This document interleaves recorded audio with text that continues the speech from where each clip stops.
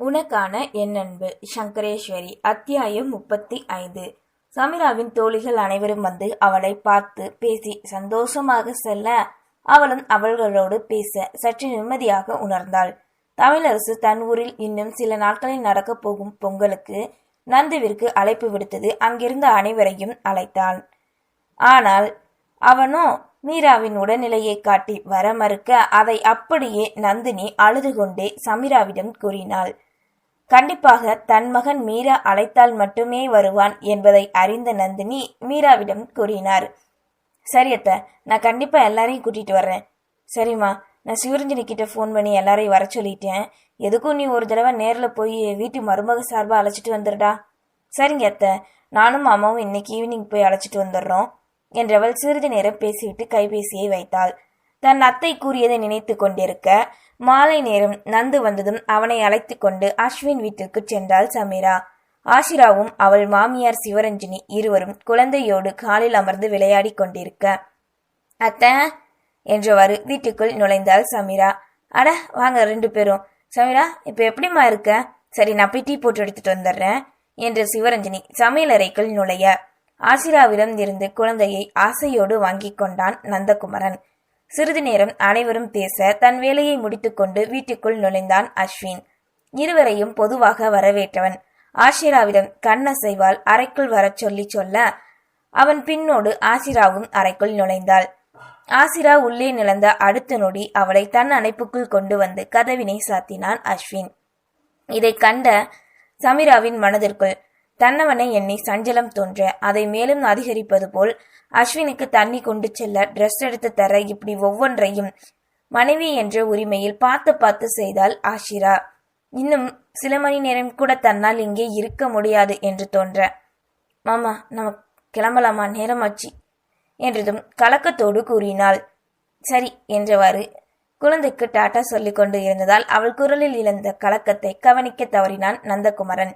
அன்று இரவு உணவு உண்ணும் போது சமீரா அனைவரிடமும் ஊருக்கு செல்ல வேண்டும் என்று கூற நந்து மட்டும் செல்வதற்கு மறுப்பான் என நினைத்திருக்க, ஆனால் அங்கிருந்த மூவருமே மறுக்க போராடி அனுமதி வாங்கினாள்.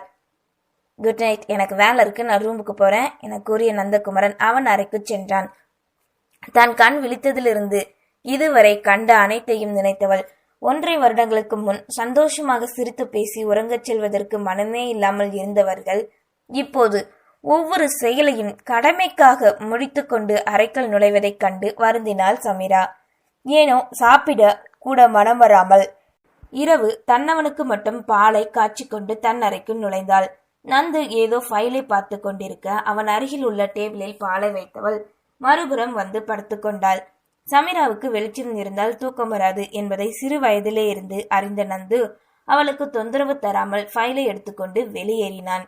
அவன் தன்மேல் வைத்துள்ள அன்பினால் செய்யும் ஒவ்வொரு செயலும் நன்றாக புரிய அவன் தனக்கு அளிக்கும் அன்பை விட காதலையே அவனிடம் எதிர்பார்த்து காத்திருந்தாள். மறுநாள் விடியல் வாக்கிங் முடித்து கொண்டு வந்து ஹாலில் அமர்ந்து பேப்பர் படித்து கொண்டிருந்த நந்துவின் முன் காஃபியை மீட்டினாள் சமீரா. தங்கைதான் தருகிறாள் என நினைத்து குட் மார்னிங் குட்டிமா என்று வரு காஃபியை வாங்க அதன் பின்னே அங்கே தன் மீரா நிற்பதை கண்டான். ஹே மீரா, நீ என்ன அதுக்குள்ள எழுந்திரிச்சிட்ட? உன்னை யார் கிச்சன் போய் காஃபி எல்லாம் போட சொன்னா கேட்க அதை கேட்டு கோபம் கொண்டவளோ முறைப்போடு எதுவும் பேசாமல் அவன் முன் வைத்துவிட்டு தன் அறைக்குள் புகுந்து கொண்டாள். என்னாச்சு இந்த மீராக்கு, ஏன் எதுவும் பேசாம போயிட்டான் என்று மனதிற்குள் நினைத்த நந்து அவளை காண தங்கள் அறைக்கு சென்றான்.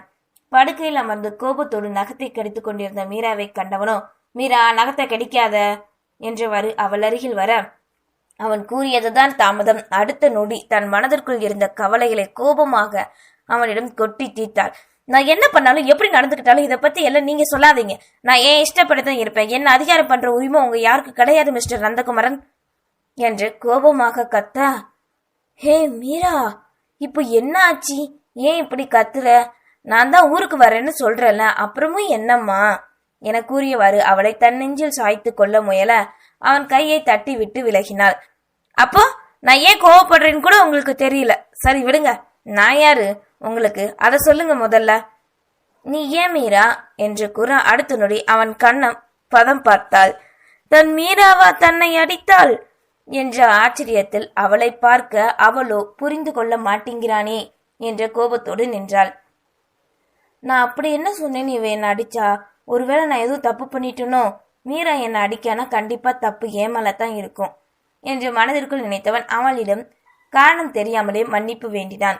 அவன் தன்னை எதிர்த்து கேள்வி கேட்பான் என காத்திருக்க, அவனோ சாரிமா என கேட்க, மேலும் கோபம் அதிகரிக்க தன் அறையை விட்டு வெளியேறினாள். பொண்டாட்டின்னு சொன்னா என்ன ஆகுமா? மீராவா? மீரா பல்லை கடித்துக்கொண்டு மனதிற்குள் நினைத்தவள் கவலை கலந்த கோபத்தோடு இருந்தாள். அதன் பின் மறுநாள் ஊருக்கு கிளம்ப சமீராவோ நந்துவிடம் பேசாமல் பார்க்காமல் விலகிச் செல்ல, அவள் விலகலை தாங்க முடியாமல் தவித்தவனோ அவள் பின்னே சுற்றி சுற்றி வந்தான். மீரா காலில் அமர்ந்தால் அவனும் காலில் அமர, அவள் அறையில் இருந்தால் அவனும் அறையில் இருக்க, அவள் எங்கு சென்றாலும் அவள் பின்னே தாயின் முந்தானையை பிடித்து கொண்டு செல்லும் சிறு குழந்தை என சென்றான். அவனது இந்த செயலால் மனதிற்குள் இருந்த கோபம் அனைத்தும் மறைய அதை வெளிக்காட்டிக் கொள்ளாமல் அவன் செய்கையை ரசித்தாள் சமீரா.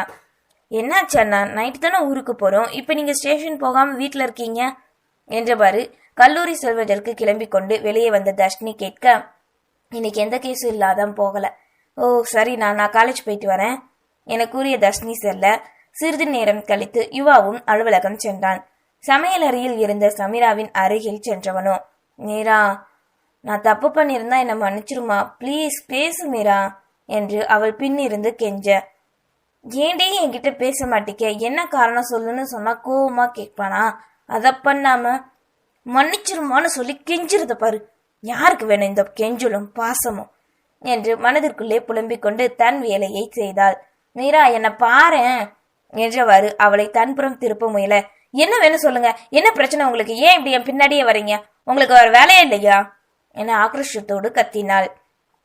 அவள் முகத்தை கண்டவனோ, இவ கோவத்தை குறைக்க என்ன பண்ணலாம், ஒருவேளை நம்ம பேசினாதான் கோவம் வருதோ, பேசாம ஸ்டேஷன் போயிடலாமா? மீரா பேசாம இருக்கும்போது அங்க போய் என்னால ஒன்றும் பண்ண முடியாதே என்று யோசித்தவாறு பலவிதமான சிந்தனையோடு திரும்பி தன் அறைக்குள் நுழைந்தான். அன்று முழுவதும் சமீரா பேசாமலே இருக்க, அதை தாங்கவும் முடியாமல் தன் தவறினை அறிந்து அதை தீர்க்கவும் வழி தெரியாமல் தவித்துக் கொண்டிருந்தான். இரவு உணவை முடிக்க அஸ்வின் ஆசிரா இருவரும் மறுநாள் வருவதாக கூற மற்ற மூவரும் ஊருக்கு கிளம்பினர். 12 வருடங்களுக்கு பிறகு முதல் முறையாக தன் சொந்த மண்ணிற்கு தன் அண்ணன் வருவதை நினைத்த தர்ஷினி அவனை பார்க்க அவனோ ஏதோ யோசனையில் இருந்தான். அண்ணா, ஊருக்கு வரதை பத்தி ஏதாவது நினைக்கிறீங்களா? ஏன் ஒரு மாதிரியா இருக்கீங்க? அப்படிலாம் இல்ல குட்டிமா, என் ஊருக்கு போக நான் ஏன் யோசிக்கணும், இது ஒரு வேற விஷயம்டா என்றவரின் பார்வையோ சமீராவின் மேலே இருந்தது. சரி அண்ணா, நான் தூங்குறேன், எனக்கு தூக்கம் வருது, எப்பவும் மார்னிங் தான் கிளம்புவோம், இப்ப மட்டும் என்ன ஆச்சோ ராத்திரி நேரம் கிளம்புறோம் என கூறியவாறு பின் இருக்கையில் சாய்ந்தாள் தர்ஷினி. சிறிது நேரம் யுவா காரினை செலுத்த, பின் நந்து ஓட்ட, இப்படியே நேரம் செல்ல மறுநாள் விடியும் நேரம் ஊருக்கு நுழைந்தனர். அதிகாலை வேளையிலும் நந்தகுமரின் வருகைக்காக அந்த வீடே பரபரப்பாக இயங்கிக் கொண்டிருந்தது. சமீராவின் குடும்பமும் வந்திருக்க, நீண்ட நாட்களுக்கு பிறகு இங்கே வருகை தருகின்ற தன் மகனையும் மருமகளையும் வரவேற்க காத்திருக்க வீட்டுக்கு வந்து சேர்ந்தனர். காரை விட்டு இறங்கியதும் அனைவரும் அவர்களை சூழ்ந்து கொள்ள, தன் சொந்தத்தை பார்த்ததும் உள்ளுக்குள் சந்தோஷம் தோன்ற மனைவியின் கரங்களை பற்றினான் நந்தகுமரன். இப்ப மட்டும் பொண்டாட்டி வேணுமோ மனதிற்குள் நினைத்தவள். என் கையை விடுங்க, நான் என்ன சின்ன பிள்ளையா எங்கேயும் போக என்று அவனுக்கு மட்டும் கேட்கும் குரலில் கூறினாள். விட முடியாது, எல்லாரும் பாக்குறாங்க மாமா, பார்த்தா பாக்கட்டும், எனக்கு எந்த பிரச்சனையும் இல்லை, நீ ஏன் பொண்டாட்டி, நான் நினைச்சா உன்னை இப்ப தூக்கிட்டு கூடி போவேன், என்கிட்ட கேள்வி கேட்கிற உரிமை யாருக்கும் கிடையாது என கூறியவாறு அவளை தன் தோளோடு சேர்த்து அணைத்தான். சுதர்ஷினி இருவருக்கும் ஆரத்தி எடுக்க, அன்னைக்கு மீரான்னு சொன்னீங்க, இப்ப மட்டும் நான் உங்க பொண்டாட்டியா கேட்க, அதற்குள் இருவரையும் வீட்டுக்கு அழைக்க, என்ன சொல்றா இவ என குழம்பியவாறு அவளுடன் வீட்டிற்குள் நுழைந்தான் நந்தகுமரன். சின்னையா, மீராமா 2 பேரும் நல்லா இருக்கீங்களா? உங்களுக்கு கல்யாணம் ஆச்சுன்னு பெரியய்யா சொன்னாரு, ரொம்ப சந்தோஷம், நீங்க 2 பேரும் நீண்ட நாள் சந்தோஷமா வாழணும் என்று அங்கே வேலை செய்யும் அனைவரும் அவர்களுக்கு வாழ்த்து கூறினர். அதன் பின் நேரம் செல்ல அனைவரும் காலை உணவினை முடிக்க மீரா கூறியதை யோசிக்க கூட நேரமில்லாது ஊரில் இருக்கும் அனைவரும் வந்து பார்த்துவிட்டு வாழ்த்து கூறி சென்றனர். சரி, நீங்க எல்லாரும் கொஞ்ச நேரம் போய் ரெஸ்ட் எடுங்க, 10 மணி போல நம்ம குலதெய்வம் கோயிலுக்கு போகணும், அதுக்குள்ள சொந்தக்காரங்க எல்லாரும் வந்துருவாங்கப்பா என்று நந்துவின் அன்னை நந்தினி உரைக்கவே சமீரா குடும்பத்தில் இருக்கும் அனைவரும் பிறகு வருவதாக கூறி சென்றனர். அத்தை, கோவில் எதுவும் விசேஷமா? ஆமாம்மா, உனக்கு இன்னைக்கு தாலி பிரிச்சு போடணும், அதான். அதை வீட்டிலே பண்ணலாம்ல, எதுக்கு எல்லாரும் முன்னாடியும் போய் தயங்கி கொண்டு கேட்க, உங்க கல்யாணத்தை எல்லாருக்கும் தெரியப்படுத்தணும்லம்மா. உங்க மாமாவோட விருப்பம்டா, இதுல உனக்கு விருப்பம் இல்லையா? அப்படிலாம் இல்லத்த, உங்க விருப்பம் போல செய்யுங்க. சரிம்மா, நீங்க 2 பேரும் போய் ரெஸ்ட் எடுங்க. தர்ஷினி, நீ வந்து அம்மாவுக்கு கொஞ்சம் உதவி பண்ணடி என கூறிய நந்தினி தர்ஷினியை அழைத்து கொண்டு சென்றார்.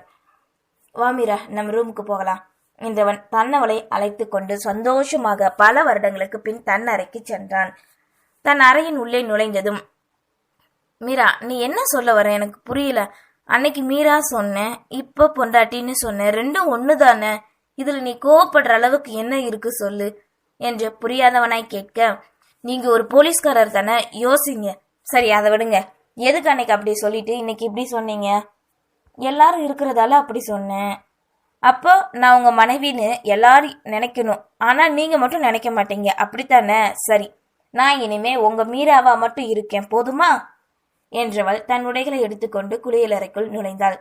மனைவி, என் மீரா, இது ரெண்டுக்கும் என்ன வித்தியாசம்?